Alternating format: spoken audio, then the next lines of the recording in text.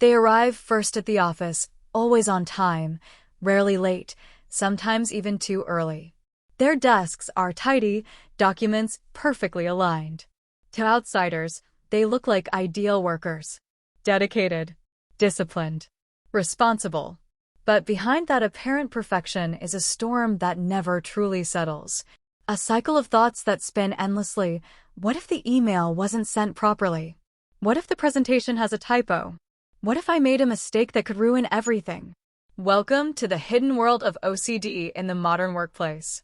A world where productivity is often praised without understanding the price paid behind the scenes.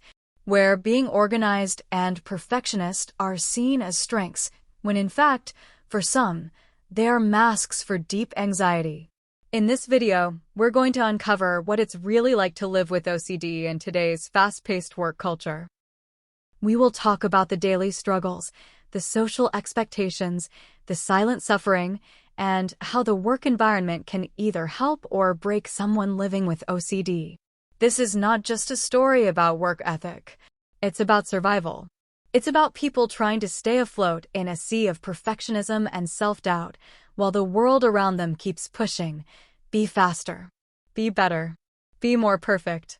If you've ever felt trapped between the urge to keep going and the desire to breathe, or if you know someone who might be fighting this silent battle, this video is for you. Let's explore the truth behind the obsession with productivity. Understanding OCD, beyond a misused word. OCD, or Obsessive-Compulsive Disorder, is often misunderstood. It's not about being neat. It's not about liking things clean or well-arranged. OCD is a mental health condition marked by intrusive thoughts, obsessions, and repetitive behaviors, compulsions, that are done to ease anxiety. In the workplace, these obsessions can manifest in ways that seem productive on the surface.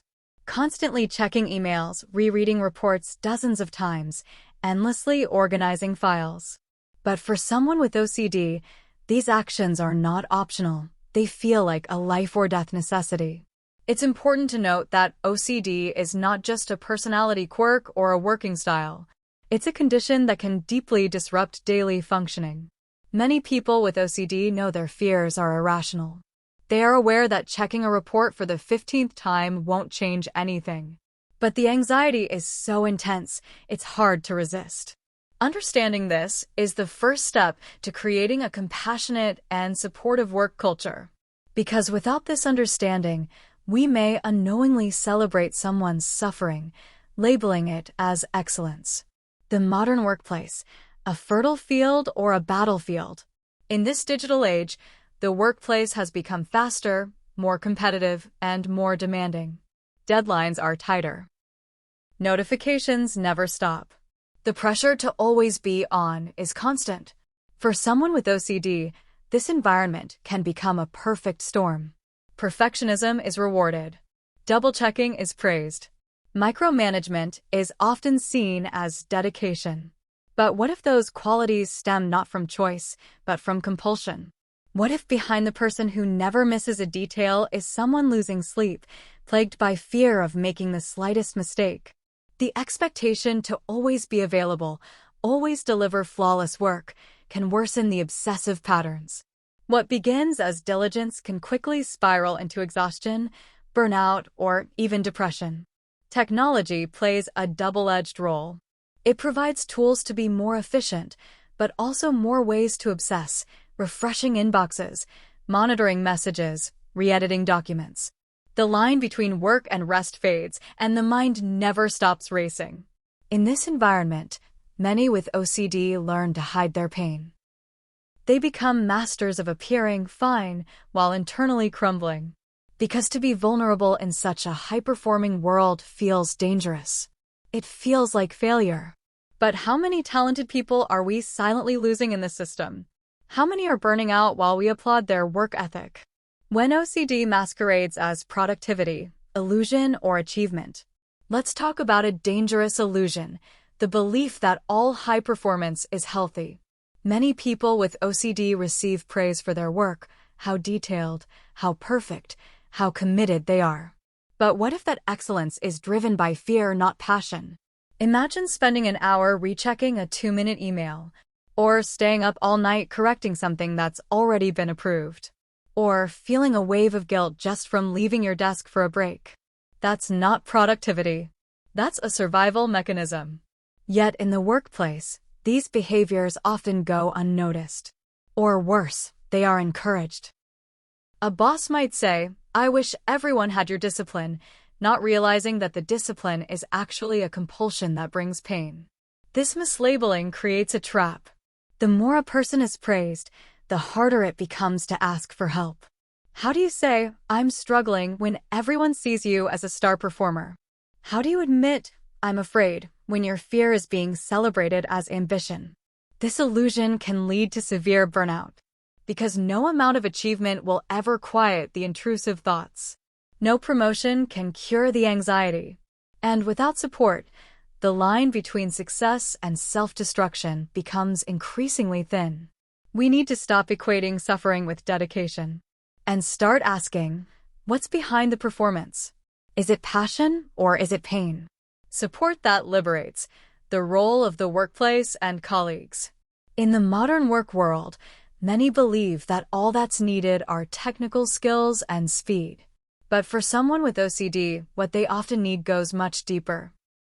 Space to breathe, opportunities to be heard, and acknowledgement that what they're going through isn't weakness, but a real mental health condition. A supportive work environment can be the difference between someone sinking deeper into obsessive-compulsive cycles and someone slowly learning to make peace with their own mind. One of the most basic forms of support is validation, recognition that their feelings and experiences are real and worth listening to. A boss who can say, "I know you're trying your best, and it's okay to take a break," can have a profound psychological impact. Sometimes, that simple sentence is enough to prevent an overwhelming anxiety spiral. Colleagues also play an important role. When someone is experiencing an obsessive episode at work, such as the need to continuously check a report or the fear of making even the smallest mistake, a sensitive coworker can offer calming presence. Not to fix or advise, but to simply be there and show that they are not alone. With empathy and understanding, the work environment transforms from a battlefield into a healing space. Beyond social support, it's also essential to create mental health-friendly policies. Flexible hours, the ability to work from home when needed, or even a quiet room in the office can be incredibly helpful.